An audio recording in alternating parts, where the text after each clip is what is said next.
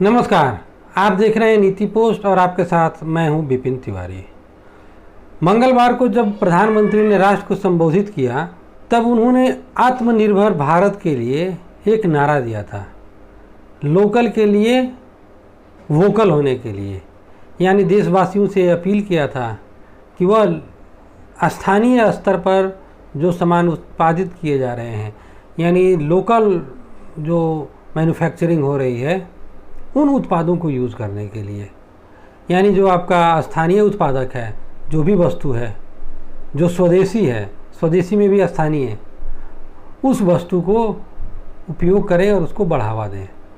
यानी अप्रत्यक्ष तौर पर यह देशवासियों को इशारा था कि वह चीन से बनकर आ रहे वस्तुओं से परहेज करें।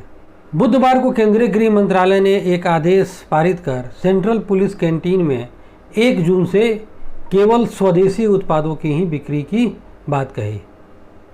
इसको लेकर के एक कन्फ्यूज़न क्रिएट हुआ, यानी एक असमंजस बना कि एक तरफ हम पूरी ताकत लगा रहे हैं कि कोरोना वायरस के कारण जो परिस्थिति उत्पन्न हुई है उसके कारण चीन छोड़ करके बड़ी संख्या में अमेरिका, जापान, कोरिया की कंपनियां चीन से बाहर स्थानांतरित करना चाह रही हैं, उनको हम भारत में आकर्षित कर पाएँ।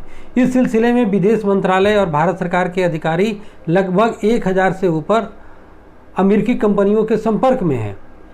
साथ ही सैकड़ों की संख्या में कोरियाई और जापानी कंपनियों से भी भारत सरकार और विभिन्न राज्य सरकारों के अधिकारी अलग अलग स्तर पर वार्ता कर रहे हैं और उनके दूतावास के जरिए संपर्क में हैं,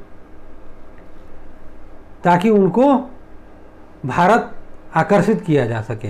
इसके अलावा राज्य सरकार श्रम कानूनों से लेकर के औद्योगिक नीतियों तक में परिवर्तन कर रही है, सुधार कर रही हैं, ताकि इन कंपनियों के लिए एक आकर्षक जगह बनाया जा सके। एक तरफ सरकार का एक हिस्सा पूरी ताकत लगा करके उन विदेशी कंपनियों को देश में निवेश करने के लिए आमंत्रित कर रही है। मेक इन इंडिया का 5 साल पहले प्रधानमंत्री मोदी ने एक नारा दिया, तो यदि सेंट्रल पुलिस कैंटीन जैसे जगहों पे केवल स्वदेशी वस्तुएं ही बिकेंगी तो फिर मेक इन इंडिया के नारे का क्या हुआ? हम विदेशी कंपनियों को जो आमंत्रित कर रहे हैं उसका क्या हुआ? उसको लेकर के वित्त मंत्री निर्मला सीतारमण और गृह मंत्रालय ने भी एक चीज़ स्पष्ट कर दी है कि स्वदेशी का मतलब है कि देश में निर्माण की हुई वस्तु है, चाहे वह विदेशी कंपनी द्वारा किया जा रहा हो या स्वदेशी कंपनी द्वारा। यानी एक तरह से उन वस्तुओं की बिक्री सेंट्रल पुलिस कैंटीन में नहीं होगी जो आयात किए जाते हैं, यानी आयातित कंपनी वस्तुओं के उपयोग से बचा जाएगा। और प्रधानमंत्री के लोकल के लिए वोकल होने और आत्मनिर्भर भारत का संदेश भी यही है कि आप आयातित वस्तुओं से बचें तथा देश में ही निर्माण की जा रही वस्तुओं का उपयोग करें। केंद्रीय अर्धसैनिक बल जिसमें BSF, CISF, CRPF, ITBP, SSB एवं आसाम राइफल के अंतर्गत में 117 मास्टर कैंटीन है। इसके अलावा 1778 सब्सिडरी कैंटीन है, जो पूरे देश भर में ये सारे कैंटीन फैले हुए हैं। यहाँ पर जो वस्तुएं बेची जाती हैं वह सीधे जो उत्पादनकर्ता कंपनी है वहाँ से खरीदे जाते हैं। इसीलिए यहाँ पर 30% से लेकर के 50% तक छूट दिया जाता है।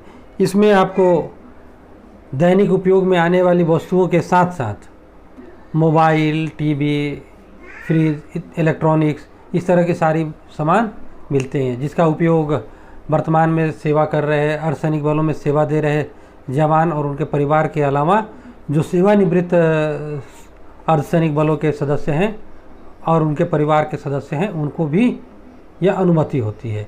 इस तरह लगभग 10 लाख सैनिकों के लगभग 50 लाख परिवार के सदस्यों तक यह सेंट्रल कैंटीन के द्वारा सामानों की खरीदारी होती है। और जो सालाना इनका खरीदारी का बजट है, जो टर्नओवर है, वह लगभग 2800 करोड़ के आसपास है। और इस बजट को केंद्र सरकार ने जो स्वदेशी, स्वदेशी का मतलब है यानी किसी भी कंपनी के द्वारा निर्माण किया जा रहा है लेकिन वह भारत के अंदर में निर्मित हो रहा है, उसके लिए रिजर्व कर दिया है। अब कोई भी आयातित वस्तु इन सेंट्रल पैरामिलिट्री फोर्सेज के सेंट्रल कैंटीन में नहीं मिलेंगे, यानी सेंट्रल पुलिस कैंटीन में अब कोई भी आयातित वस्तु नहीं मिलेगा।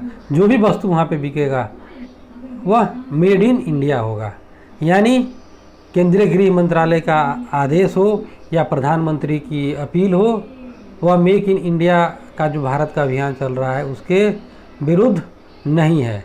वह ग्लोबलाइजेशन का, आत्मनिर्भर अभियान का जो अभियान है यह ग्लोबलाइजेशन के खिलाफ नहीं है, बल्कि यह इंटरनल इंडस्ट्री यानी स्वदेशी कंपनियों के साथ साथ देश के अंदर निर्माण हो, विदेशी कंपनियां भी आकर के भारत के अंदर निर्माण करें जिससे रोज़गार भी पैदा हो और भारत एक डंपिंग ग्राउंड न बन जाए। जिस तरह से अभी वर्तमान परिस्थिति में चीन से भारत का आयात बहुत ज़्यादा बढ़ गया है, यानी एक असंतुलन की स्थिति में है, वह असंतुलन की स्थिति में न हो, यानी भारत न सिर्फ अपनी ज़रूरत की अधिकतर वस्तुएं भारत के अंदर उत्पादन करने में सफल हो बल्कि उसका निर्यात भी कर सके, यानी विश्व व्यापार में एक संतुलन हो, उसकी यह कोशिश है आत्मनिर्भर भारत। नमस्कार।